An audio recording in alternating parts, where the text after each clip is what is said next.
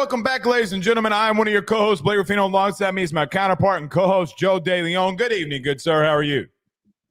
Blake, I'm doing well. I have to very quickly bring something up from yesterday's show before we get into everything. I spent a lot of time last night and then also this morning, actually a good part of the day, rethinking over the debate that you and I had about Mike Norvell. And I have to say, I admittedly underestimated how frustrated Florida State fans were with the current state of things. Hold on. Are you about to tell me I'm right? No, I'm not saying you're right. I'm not saying you're right.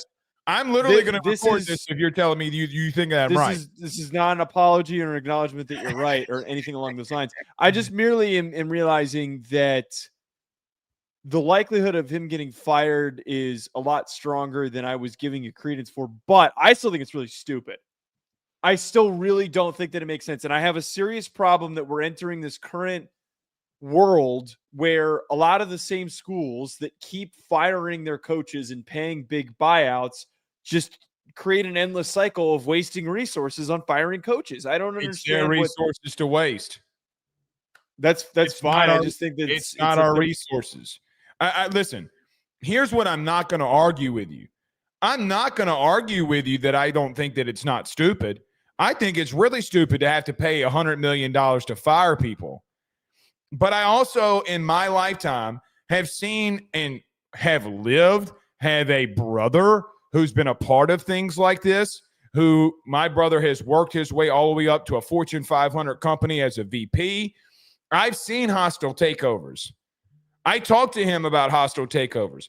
Joe, they would buy a company for $100. His boss would buy a company for $200 million, come out of his own pocket, paying in cash. My brother would walk in there and fire everybody. Oh, and they got to pay everybody too. It doesn't matter. You know why? Because it was already sinking. And it didn't matter if there were good people there. We're spending a lot of money and investment to run this place to make more money. And I think that you get to a situation where, Joe, he's 0-12. And I think that's the part where it's like he's 0-12 in the last 12 ACC games. Florida State's just not a brand and program where that's acceptable. Ever. Obviously. I mean, if this were happening at name a blue blood. I'm going to let you name a blue blood. Here's a random one. Pitt's not a blue blood, but if this was happening at Pitt, like you probably would get by. They'd fire. I was going to say the opposite. I think it was a Pitt. It would probably give him a little bit more cushion. No, Narduzzi would be, because Narduzzi, he'd be gone. If this were happening anywhere in the country, people would do it. Listen, this would be one thing if he's constantly going 9-3, 8-4. Right? Like, it would be one thing if last year they didn't go 2-10. Joe, you're getting to a place in time right now where in 2 years he's got 13 wins. Or no, he's got 5 wins in a year and a half. That is where you got to draw the line. I get it. I understand it. It's a lot of money. But man, you can't afford to keep him. That would be the point. You can't afford to keep him, but you might not be able to afford to pay him out. But you got to take a shot here, because if you keep doing it, Joe, you have no idea how bad he can run that place into the ground. Here's the one thing that I've kind of come away with. I think schools need to stop completely buckling under negotiations with agents and agreeing to these buyouts, because that really is one of the worst things that's happening in the sport right now that nobody talks about. It's way worse for the sport than NIL, than the transfer portal, than even conference realignment. It is really bad for the sport that schools are placed in these positions. It doesn't happen in the NFL. Hold on. Well, there's no buyouts that are this big. They're not that big. They're buyouts, but they're not that big. But hold on. What have we been going to legislation for? The SCORE Act got shot down today, by the way. Just so, because people aren't following this during the season, let's not get political here. It got shot down today per Ross Dellinger. All right. They've been going to the Senate. They've been going to Congress. They've been going to representatives to change NIL Meanwhile, you have $100 million buyouts happening. Let me rephrase what I just said. Guys like James Franklin are about to get paid $50 million to be unemployed. And you're worried about NIL? I mean, like, I think it's a problem too. But there's a bigger problem here that we don't discuss. Joe, I got to be real with you. I heard some things today, just, around the situation that I cover. Don't be surprised if universities don't start dipping into endowment. Do not be surprised. That's a problem. That is it's not a problem. It's not a problem. You know why it's not a problem? Let me tell you why it's not a problem. If you got universities that have billions and billions and billions of dollars in endowment, and sports is the front of your university, which it always is, universities have allowed for sports to be their own thing and have reaped the benefit of tuition, have reaped the benefit of new students, have reaped the benefit of it all, and made athletics stay on their own with no counteraction. Nick Saban literally raised Alabama's tuition and student employment by 30%. Chris Lowe wrote an article like 5 years ago about it. Mm-hmm. Did the university give Saban any of that money? No, but that's not what's being asked. The problem, though, is that But it doesn't matter. You didn't help him out in that. The whole point of this, though, is that, like, these are universities. They're supposed to be about education. Fair. Athletics, and I am a very big supporter of that claim by Chris Lowe, and I read that article, as well as when I was in college, I even did a project on this about how investing in sports is good for long-term university growth and success and all those things. Right. There's a lot of truth to it. It's free marketing if your team is consistently 100%. national championship conversation for kids that want to have that experience of going to the games and being around that, all that stuff. But the problem is, though, is that once you're allowing for resources that are supposed to go towards education to bleed into sports, that is when I feel like we've completely lost the premise of everything. I feel like we've completely lost the goal of why universities are just even entities that are established to do what they do. I just have problem, Blake, with wasting resources and us being placed in this position where, like, when are you supposed to when are you supposed to get a return on spending that much money on a buyout? When does that return happen? You know when that happens? When you have 7 SEC programs that grossed $250 million plus last year. Well, I don't wait. What's your point with that, though? They came out with an article. The Wall Street Journal came out with an article a week ago talking about how, let's just look at the Southeastern Conference as an example. There's no way, without auditing and without like doing a lot of really shady shit, that teams and universities aren't walking away with a minimum of $20 million to $40 million a year. That was what the article talked about. Okay, let's just hypothetically say that for just a moment. Say you do that every year. Now they have TV revenue money that they have to pay out. So let's even cut that in half, and that wasn't even in the article. Joe, I think that these universities are making a shitload of money, pocketing that money, and have been pocketing them. They're not poor. That's why these buyouts exist. I know that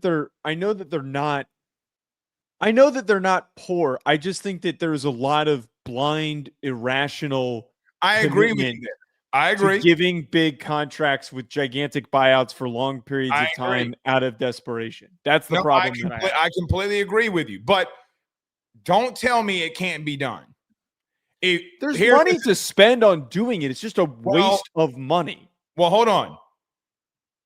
When you get older and get married and you have kids and there's a lot of little Joe DeLeones running around, when you buy your first home, you're not going to look at that and say, I'm going to overspend. I know what I can't afford. Now, if you do that, okay, then you're a dumbass. But I'm not talking about not understanding what you can and can't afford. The buyouts aren't usually always a sum that is paid immediately after the firing. It is something this one for Norvell is not. Yeah, it's broken up over multiple years. So whatever that payment is, $5 million, $10 million a year, whatever it is, imagine having that chunk of money to put towards NIL, to put towards recruiting. That is where this is so stupid. How do you expect to help the next person succeed when you're just throwing money away blindly? And I would argue, I would argue that the premise that if a booster is willing to back a firing that aggressively, that shows that there is a toxic culture around the football program that is not allowing for success to be created. No one said that this was easy. No divorces are ever easy. Yeah, obviously. No divorce is ever easy. But at the same time, there's a lot of money split when divorces happen. So, well, you know, they're pissed, and they have every right to be pissed. Yeah. That's all I'm saying. He mailed in. He mailed it in. He got a massive contract, and he mailed it in. Let's just be real. All right. Joe, before we get rolling into this Lane Kiffin thing, everyone do us a favor. Hit the like and share. Share to all those groups if you're on Facebook and to all those social media pages. You're watching us, listening to us on YouTube. Like, subscribe, notification bell, wherever you listen to podcasts, rate, review, and subscribe. Every Ruffino and Joe show is brought to you by our good friends over at FanDuel. Go over to FanDuel, download the app, FD Sportsbook. You want to place the bets. Joe and I will be talking about 3 games here tonight. We'll give you the odds and the differences. You can go over there, put these 3 games in a parlay for all we care. The one place that you need to do is the number 1 sports app in the United States, and that's with our good friends over at FanDuel. Thoughts, questions, and concerns, go over to FanDuel.com/RG for more details. Joe, let's move on here. Lane Kiffin was in the news today, a little viral, as they take on Oklahoma this week, and Lane Kiffin was asked a question about changing signs. Mm-hmm. And I sent you last night because you and I have had debate about Brent Venables stealing signs before. And Lane Kiffin said that he told Hugh Freeze that he felt like that their signs got stolen because of the actions of what players were doing for Oklahoma. He would go on, and I'm paraphrasing here. He was asked if they were going to change signs. He said, for a competitive advantage, I'm not telling you that, but that he thinks that they do a really good job of stealing signs. And it was a big topic of conversation with Lane Kiffin yesterday. When he said that, what were your thoughts? One of the comment that he said in regards to this, no, that's the wrong quote. I don't think that this is erroneous. I don't think that this is such a wrong thing to say. And we're not going to sit here and jump into. Well, and it's not erroneous by the person that asked him. That's a mouthpiece for him and Neil McCready. Okay. I don't think that anything that he is saying here about the sign stealing is anything that is controversial that he's accusing him of. Because we have talked at length about what Brent Venables does, and he has been known in the sport as somebody who has produced defensive success from stealing signs and studying signs and that being the driving force of what they do. I do think it's a little bit of a cheap shot, though, going into a game, don't you think? I feel like this is a little bit of a cheap, cheeky shot to throw, which Lane Kiffin does it all the time. Why is he making this comment? Every coach in the conference understands and knows that. It feels like he's establishing a pre-built excuse before the game is even played. I don't think that. I don't think that. I think that he told you that, and he's right. I mean, he's 1,000% right. I mean, I don't think it's that. He was asked a question, regardless if Neil told him to ask the question or not. He was asked a question. What do you want him to say? No, I don't think they steal signs. I mean, that's not him. That's not Lane. I mean, clearly they're doing something. This is the way that I look at that situation. When I sent it to you last night, number one, I thought you were going to be like, I told you we had these arguments. I never said that. Well, I knew that. I knew that. We all knew that. We all knew that. No one said that they weren't trying to steal signs. I think Connor Stallions did it in a completely different and wrong way. Let me ask you a question. How are you stealing signs when you got a microphone in the helmet? Well, not every single team is. Go watch any game of Auburn and go watch Hugh call plays and go watch how he's calling the plays. I don't understand what he's trying to say here, because there is communication inside the helmet. You can clearly see Hugh Freeze using it. Now, is there different signals on the sideline for formations and packages? Very well may be. But there's still communication in the helmet. So I don't know what Lane's trying to say other than to take a shot. Yes, you're right there.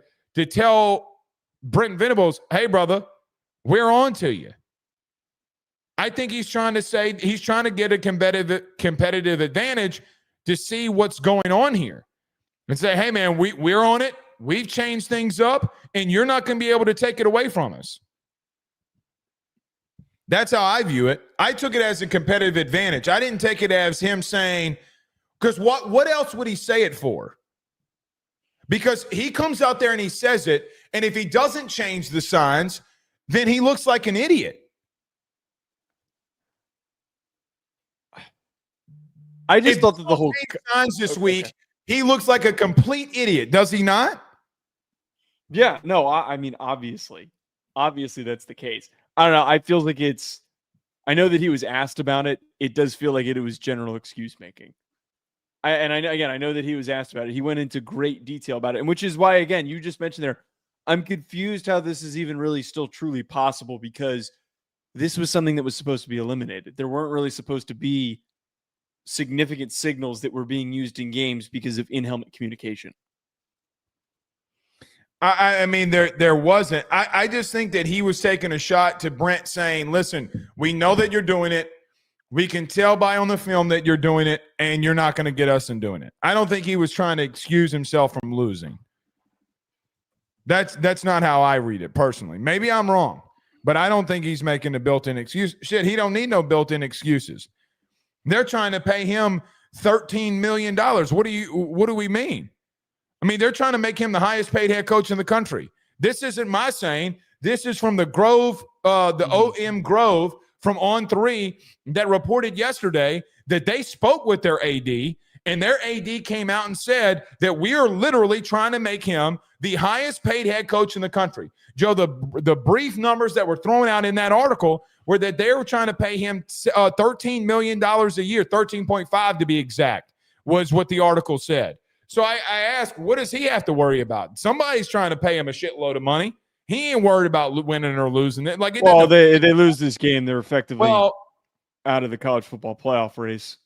Well, I don't know about that. It's going to put them in really tough standing. Who do they have? Who's the rest of their schedule?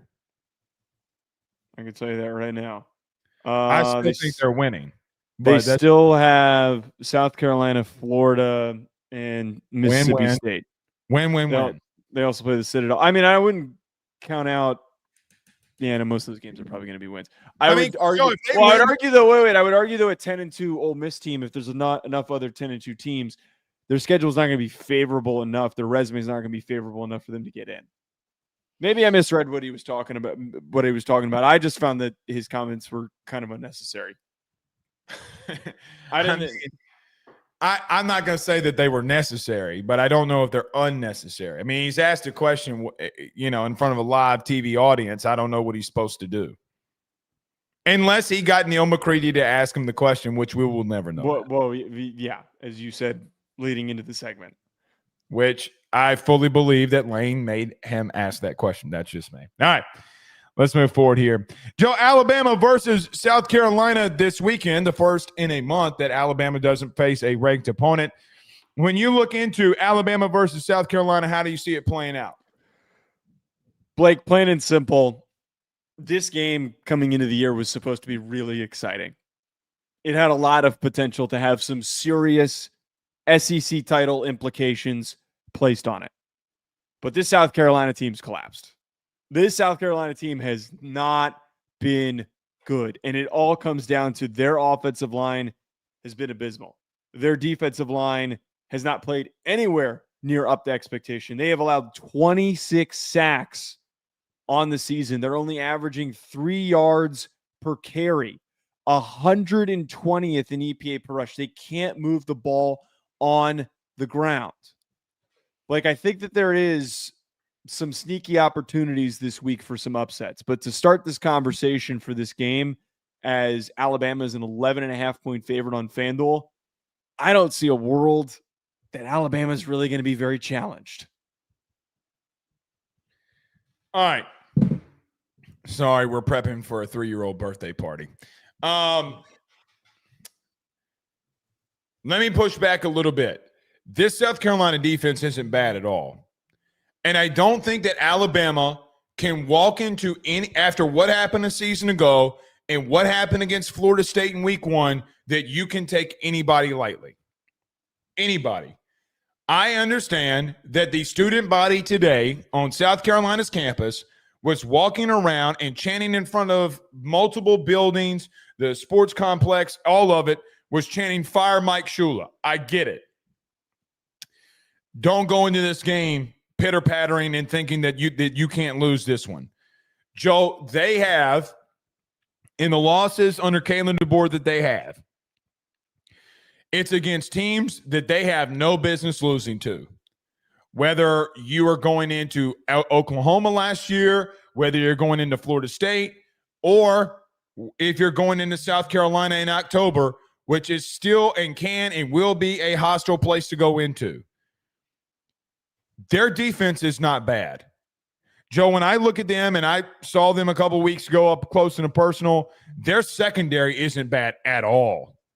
This defense, for whatever it's worth, the numbers are never going to bear out how good they've been, because constantly their offense is wee-weeing down their leg. They can't move the football. Shula should be fired. They don't have an offensive pulse. They got 3 or 4 offensive linemen that are down, and they've been down throughout the season, and this defense keeps showing up every week. I'm not saying by any stretch of the imagination that Alabama is going to lose here, because I'm with you. On paper, which this game's not played, but on paper, they should blow them out. But there's always one thing in the back of my mind with South Carolina, with how good they've been defensively, with the freak of natures that they have on defense, they still have LaNorris. You can't look past them, and then you have a bye week. I don't think that they are, and I don't think that they will. But there's one thing that you are spot on with. Offensively, they don't have the offensive lineman to protect LaNorris. They don't have a good wide receiver core. Your pass defense has been very good if you're Alabama. I don't see a world where Alabama loses this game outside of Alabama constantly beating themselves. The only other way that I see it is that you can't bring down LaNorris. You constantly break contain. You can't get him on the ground, and he goes cuckoo for Cocoa Puffs. You're going to have to beat yourself to lose this one. I just think a game like this, to be an upset, 2 things are required. There has to be a really dangerous edge for the team that is not favored, that's the underdog in the situation. And you also have to be a team that's caught off guard. I think that Alabama, I was reading an article this week about how Kalen DeBoer's intensity at practice has been really noticeable, and it's been different. And a lot of the leaders in the team were talking about how they've just been a lot more locked in and focused. And DeBoer has been a pulse of energy and just getting everybody to follow in line since that first bad game when we criticized him for not doing an effective job of getting everybody to buy in. So they're not going to – I just would be so shocked if they came out flat with the way that they've played recently. They've been so relentless.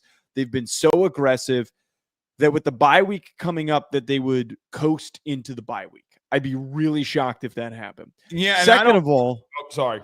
I was going to say, second of all, what's like the real true edge that South Carolina has on Alabama? What they do have is a player that I think is tremendously talented in LaNorris, and we know that Dylan Stewart is great, but he has underperformed a little bit this year and hasn't been as productive as we have hoped. And as you said, they got some really good players in their secondary. They've got some really solid guys that are going to get opportunities to play in the NFL and get drafted in the top 200 picks in this upcoming draft. But so do a lot of teams in the SEC. And right now, they have the most glaring issue out of any team in the SEC, which is having an abysmally bad offensive line. It is the root cause of all of their problems. I went back, I rewatched the Oklahoma game, and you're kind of right where you talked about how the defense was playing well in the first half, and then they were just on the field so much that same thing happened to LSU, same thing all season. They looked incredibly grinded down, that there just wasn't really much that they could do by the second half when it came around. And then the other side is you watched LaNorris by the end of the game. He's running for his life in the first half. And then when you're running that much by the second half, by the fourth quarter, you're out of gas. you're out of juice. It's hard to find the energy when you're getting hit that much. I think that for a matchup going into this Alabama game, albeit they only have 13 sacks on the season, they generated, I believe they had 4 last week against Tennessee. They're finding their pass rush. Their defensive line is stepping up, and it is playing much better. This is not a situation that a South Carolina O-line wants to be going into, squaring off with a team that is starting to gain momentum in one of their weakest areas that's playing finally to its potential. Yeah, I mean, look, again, I look at this game and I look at this situation. This defense, Joe, is 33rd in the country in scoring defense. They're second in the SEC in possessions per game defensively. Tennessee is the only other team that is above them in possessions, but Tennessee goes fast. They want as many possessions as they can get. That's not the South Carolina game plan. They don't want to be out there that much. They want to grind the game down. I got to be real with you, man. You better not play around with this team defensively. They got dudes. I wonder what their plan is going to be for Dylan Stewart. I think you got to limit him. Simpson's got to be on the move. He's got to be ready for that. Simpson's had a really good season. I think he's been very productive in reference to getting to the quarterback. Got to get him down a little bit more. He's kind of been grind down himself. But here's the thing, man. I just don't think that they can score enough. I don't think that they can move the ball enough. And a locked-in Alabama, Joe, what do you know the spread on FanDuel, by the way? 11.5. Give me the point. Give me Alabama. Give me the 11.5 points. I don't see them scoring enough. And listen, again, I saw a team that defense – Joe, I'm going to say this. It's going to sound dumb. This is one of the better athletic defenses that they've seen this season. No one wants to give them credit for it. No one wants to talk about it, but it is the truth. I'm going to eat the points. I'm going to take Alabama to win and cover. I just think Ty Simpson continues to roll here. You better not take a sigh of relief here if you're Alabama, going into this one because you do have a bye week.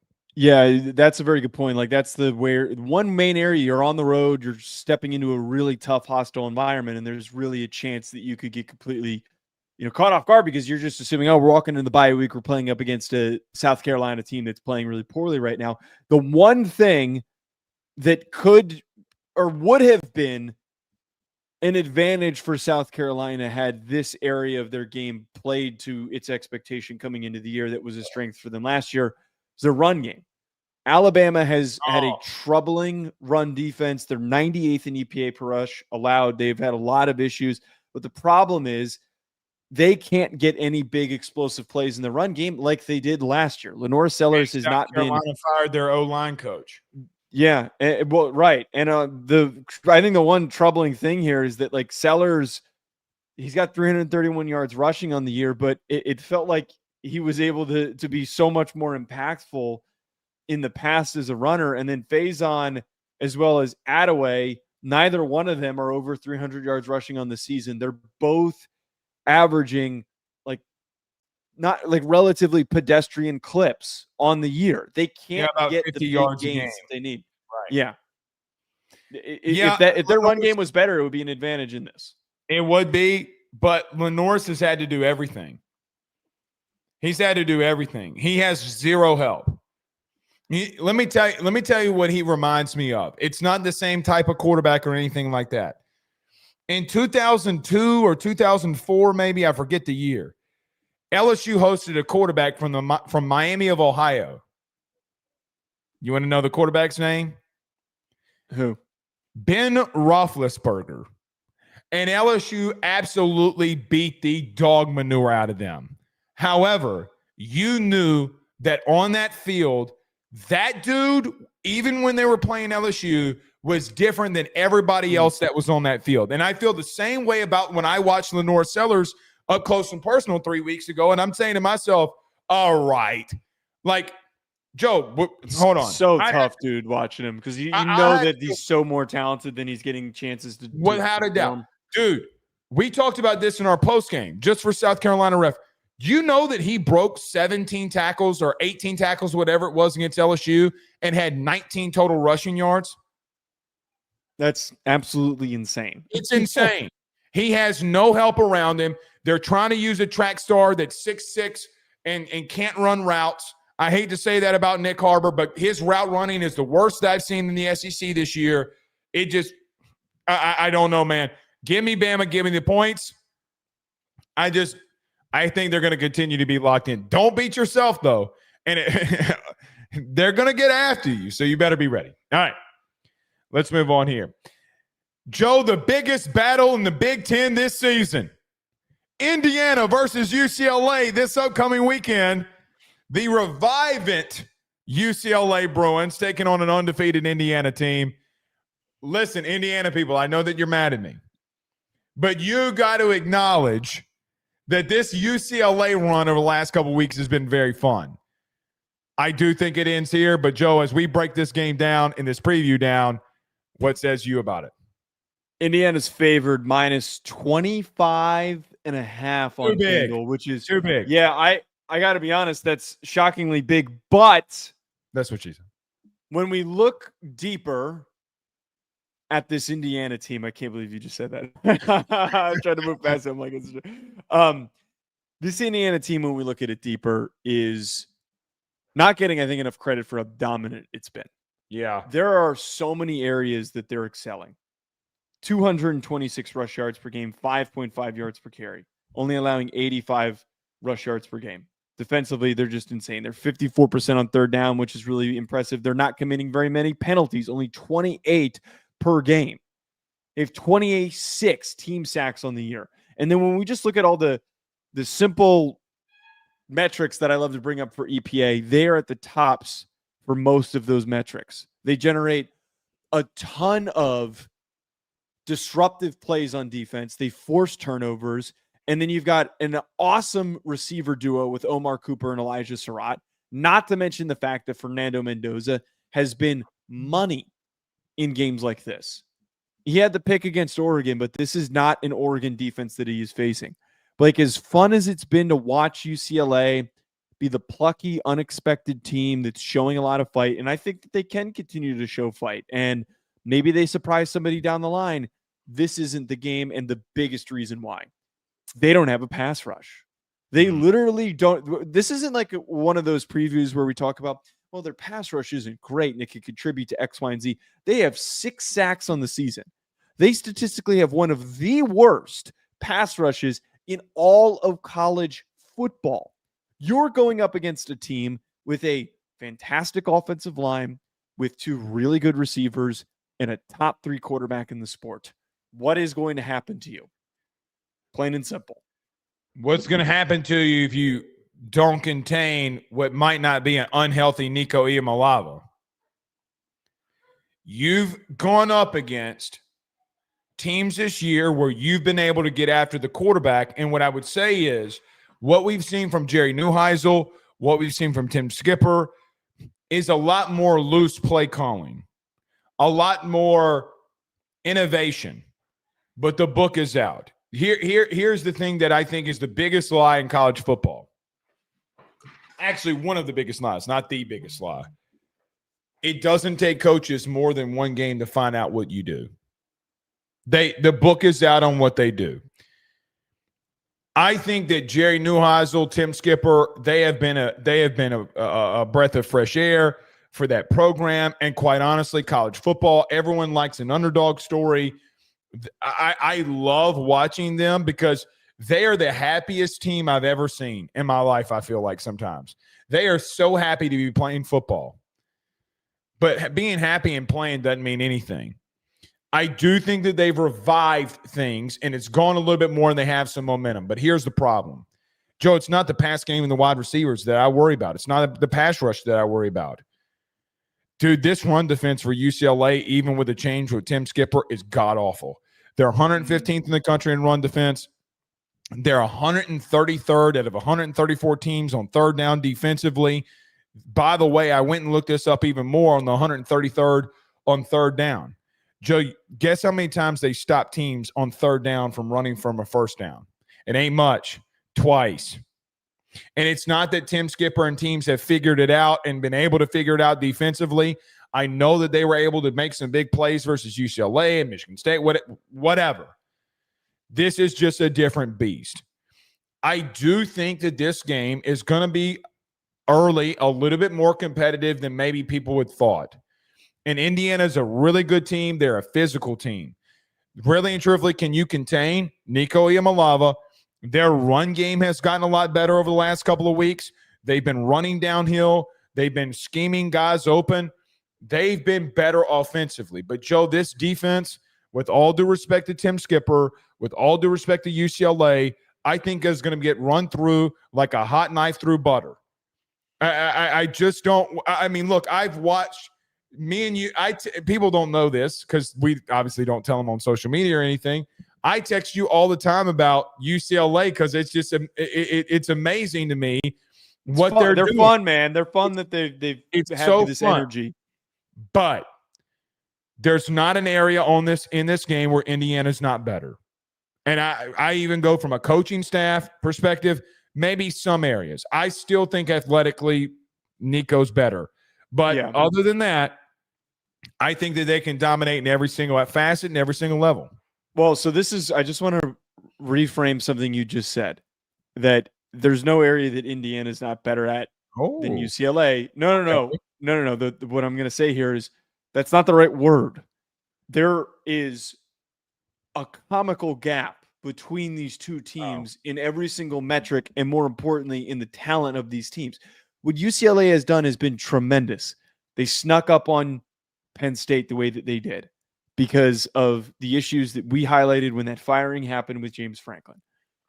They also took advantage of a Maryland team that has issues, and it was a perfect matchup for UCLA to win because, again, the things that they're finding success doing at the current moment worked against them. The same thing for Michigan State. To give credit to Tim Skipper, who I really like and respect, and I think gets the job at the end of the year and can transform this program into a consistent, steady 7, maybe even 8-win team at UCLA if he does these things. This is the transformation they've had. 22.4 points per game to the current run where they're averaging 33.3 points per game. Insane. They're averaging in this run 322.3 rush yards per game since Skipper took over, 5.4 yards per carry. All of those things are commendable, but I'm reverting back to the main talking point that I had at the beginning of this segment. Indiana is not getting credit for how dominant they have been. I agree. They're not just a good team that's strong in some areas.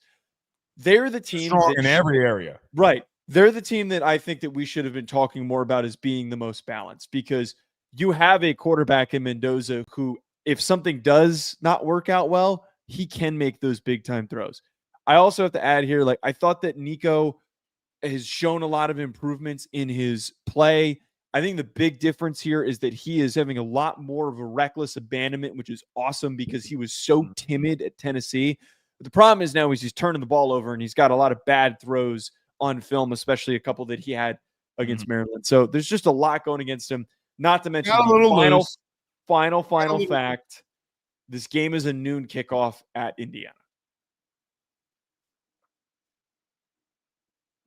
West Coast team traveling, noon kickoff at Indiana. The problem I have with that is they did that 3 weeks ago and went to Michigan State for a noon kickoff and scored 28 points in the first 20 minutes. It's a good point. It's a good point.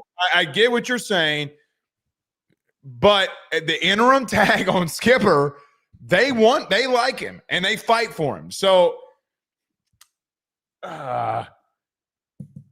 everybody wants a good success story. Everybody wants to feel good about this situation. I am completely staying away from the 25.5 points, whatever it was. I'm not going remotely close to that. They very well could do it. I think Indiana is able to run it right at them and bust them right in the mouth. Pause. But I think they can run it right at them. Joe, this defense at this front seven is abysmal. I mean, we love it, and I've watched them a lot. They've been so bad, man. So I think I don't think Mendoza has to do much, really. They should be able to line it up and run it right at him. And here's the good thing. UCLA now sneaks up on nobody. They sneak up on nobody. You can do it to Penn State. Can you do it to Indiana? I don't think that you can. I love it, but I think they're going to run all over them. Joe, I feel very confident that they're going to run for over a $185, maybe even 200, and it's going to get pretty ugly later on in the game. Let me just toss this in. This is a little bit not related to the game, more just kind of the outlook for UCLA. This is their remaining schedule after the Indiana game. They have Nebraska at home. They go to Ohio State. They get Washington at home, and then they go to USC. They're currently 3-4. What do you think is a realistic final record for them? Do you think that they could steal? Wait, I think they're 3-4. Yeah, they're 3-4. Yeah, no, they are 3. They're 3-4. Do you think that they could steal 3 more games on that schedule and go 6-6? Hot take, you ready? Hot take, you ready? Mm-hmm. I think they beat Nebraska. That wouldn't shock me. There's no time for that game. I think but if I'm UCLA, I'm scheduling that as a 10:30 kick. I'm doing whatever I can to make that a 10:30 kick. I think Nebraska is the most fraudulent team in the Big Ten. I said that in the preseason. I said that in the preseason, and everybody was like, "Oh, he's a hater. He's a hater. He's a hater." Well, you are a hater. We're both haters. That's what we do on this show. Hold on. I push back on that. You can't be haters when you have a take and teams prove that what you're saying is correct. Yeah, but we get proven wrong all the time. We don't. We're bad. We're like hitting. We're hitting like takes. No, we haven't. Like any good show that gets correct analysis, has correct analysis and good picks. We're batting like 60%. It's the world that we live in. People don't realize that. People don't realize that when they comment, "Oh, you guys are always wrong." Batting 1,000. It doesn't happen. I think that you know what I'm not wrong on. You know what I'm never wrong on. What? Miami. Because that's Miami bounce back. You watch. Oh, I'm sure they will. I'm sure they will. I mean, listen. Back to your honest question. Do I think that they can become bowl eligible? Yes.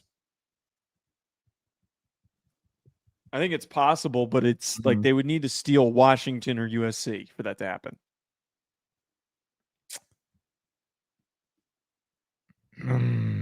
Which I don't think is going to happen. I don't think it would happen, but could they?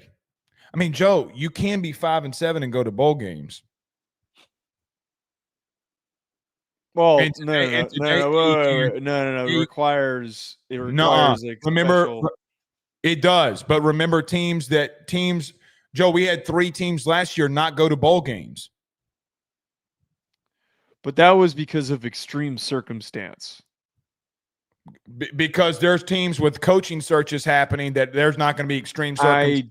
I don't think UCLA would benefit from this. I don't. USC. UCLA. I said UCLA. They would benefit from it because if Tim Skipper, let me tell you why they benefit from it. They benefit from her if he gets the interim tag taken off of him and you get 15 more practices. And you get 15 more practices. Oh, yeah, they benefit from that in that way, but I just don't think that they're going to get an invited 5-7. Oh, I don't know. I mean, you could. I mean, I'm really hopeful, wishful thinking here. I'm a UCLA Bruin through and through now. Jerry Neuheisel has sold me on the face of this program. All right, let's move forward here. Joe, big rivalry game in the Big Ten this weekend as Michigan takes on Michigan State. Oh, boy. Can I tell you, before we get to this, can I tell you what I did all day today? I watched every bit of game film of Michigan State today, excuse me. Oh, this one's going to be interesting. But Michigan versus Michigan State, what are your thoughts on the game? Line is 14.5 for Michigan on FanDuel. Blake, as you said, also someone asked at the beginning of the show, why the hell are we talking about this game? There's not really a lot of like good premier top matchups. There's a bunch of solid games in the Big 12 with some teams that have good records because they haven't played anybody.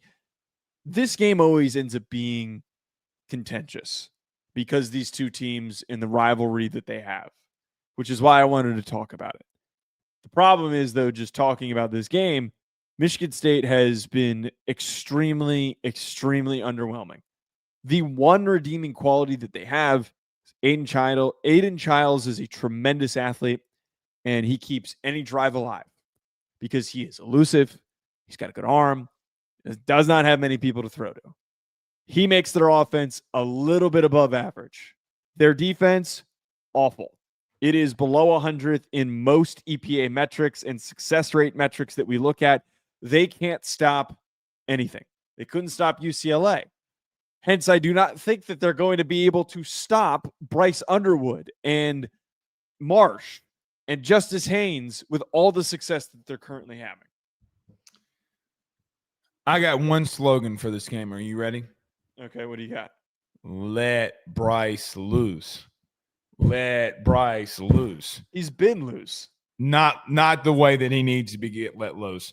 Joe, this Michigan State team is not good at all. As I told you to start off the segment, I watched more Michigan State film than I thought that I would this week.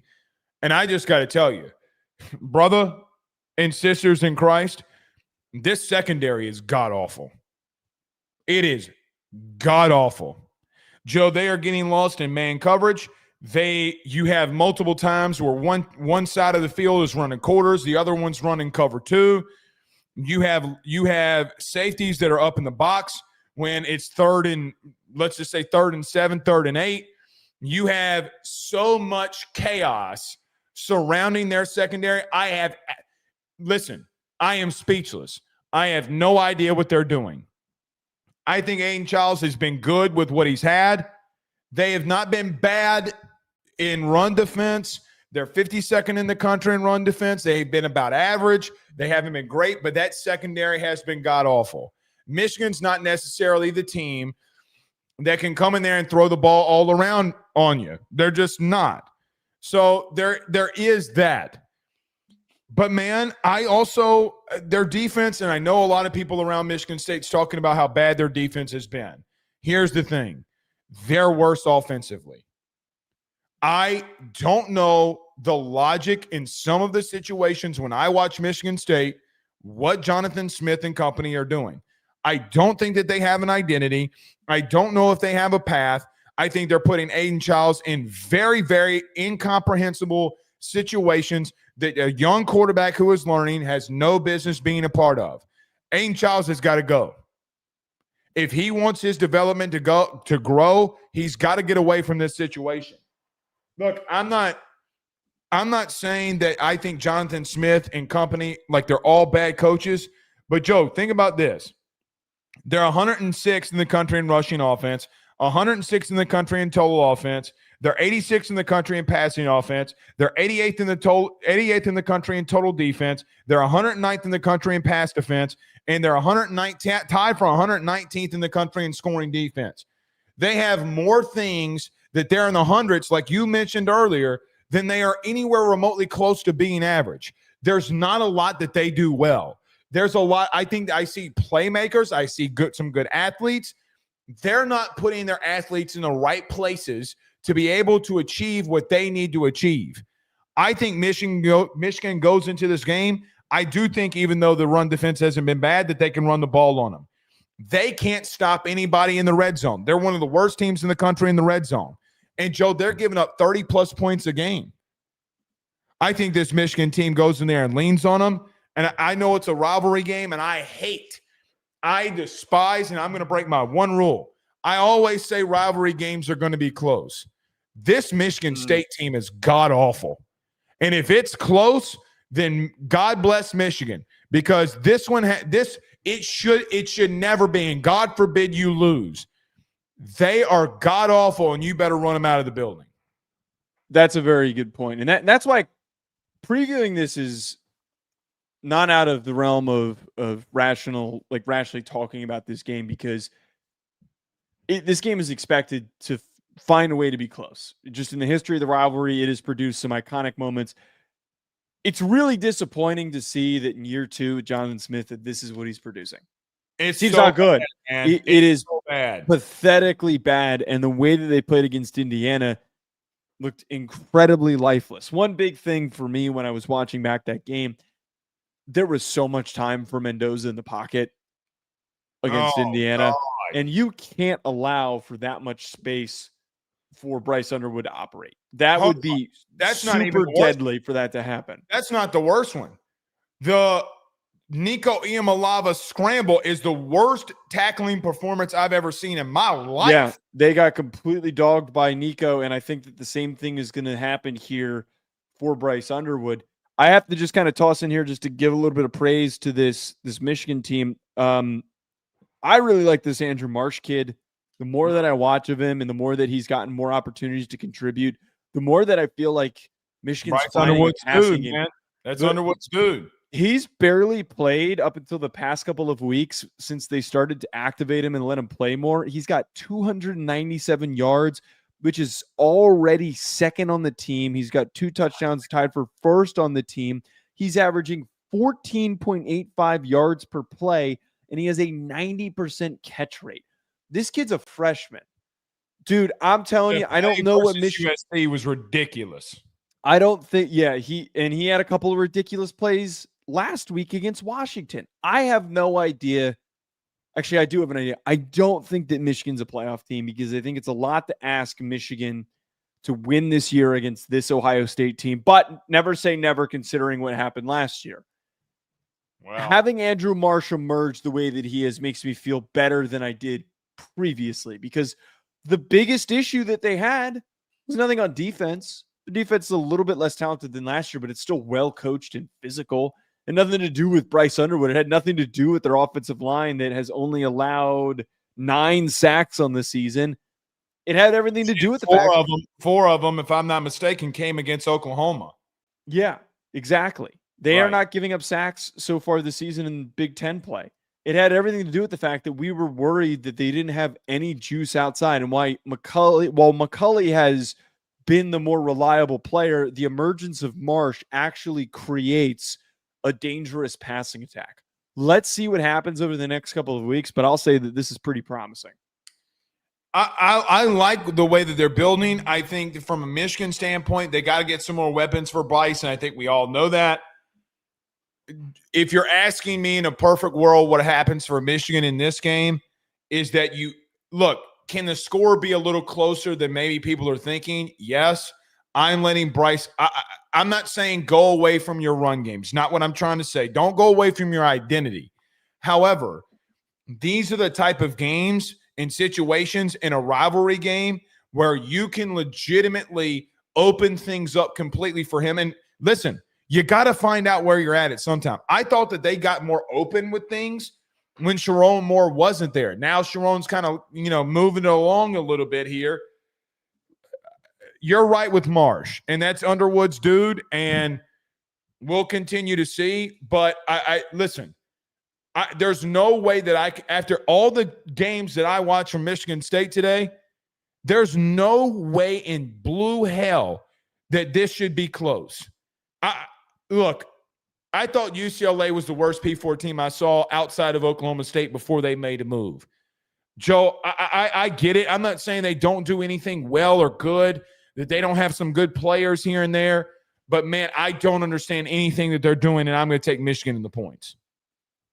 Yeah, I mean, 14.5 is kind of – what did I say it was? It was 14 and a half. Dude, I might if I were betting take the game, that too on FanDuel. Well, if I were betting the game, stand by. If I were betting the game, I'd buy a point. I don't like the 14.5. I would try to get it to 13.5 if it were me. That's just me. But I don't care. I don't care about buying a point and taking the odds on it. But I think if you gave me a lock of a week of a team that's winning, it's this one. I think I saw one of the worst. I'm really shocked that the line is this close. That one of those lines this week where it's like, really? Only a little bit more than a two-score We got to game? give our partners at FanDuel a lot of credit. The lines that they had last week were almost damn near spot on. I don't disagree with that, but my personal bets, I only got 2 wrong. I think it was 7 for 9 last week. It was my best week that I've had after I went through a bit of a bloodbath. But I took some money from FanDuel this past week. I did as well. I'm just going to say that, you shouldn't have let me bet that many points on Alabama versus Tennessee. That's all I'm saying. All right. We got a couple of super chats in here before we get out of here, if my computer will let me do it. Our good buddy Royce Pierce, who, by the way, has always been loyal. He says, good afternoon, guys. I hope y'all had a great day. let's get this week over with already. I'm ready for Saturday. God bless. Good afternoon, guys. I hope y'all have a great day. Let's get to, okay, Thanks, it's the boys. same thing. God bless. Good to have you in here with us as always, buddy. Sonny on YouTube with a $5 super chat says, Buckeye here. I know we all have Ohio State number one, but what team would be the worst matchup stylistically for OSU? I go back and forth on the issue. Keep it up. I think that the two teams that would be tough matchups for them, Alabama and Indiana. I do think that Ohio State's defensive athleticism in their back end presents a really difficult matchup for the receivers that Indiana has. But where success can be had is that would be the most explosive offense that you've been challenged with when that game ends up square. They play each other, right? Who's that? Indiana? No, they don't. Ohio State? No. That, man, we're being robbed of not getting to see them. Well, they play each other in the Big Ten championship game. I think for that reason, because it'd be the most explosive offense that you've seen to this point. You've already been challenged by a good defense when you squared off with Texas. And the reason for Alabama, it's the same exact thing. That would be the most explosive passing attack that you would see. How does your secondary play that's looked really good and it's got a lot of future NFL athletes? How do they look going up against receivers and quarterbacks that are going to be top 5 picks? I'm gonna give an off the wall one because you took the two that I would take. Okay. Oh no, what are you gonna say? A&M, because I still here's why I'd go A&M. Even if A&M loses this week, which I don't think that they will. I think as much as I've watched A&M over the last 2 weeks, getting prepared for myself personally this week, they just keep scoring. And do I think Ohio State would beat them today? Yes.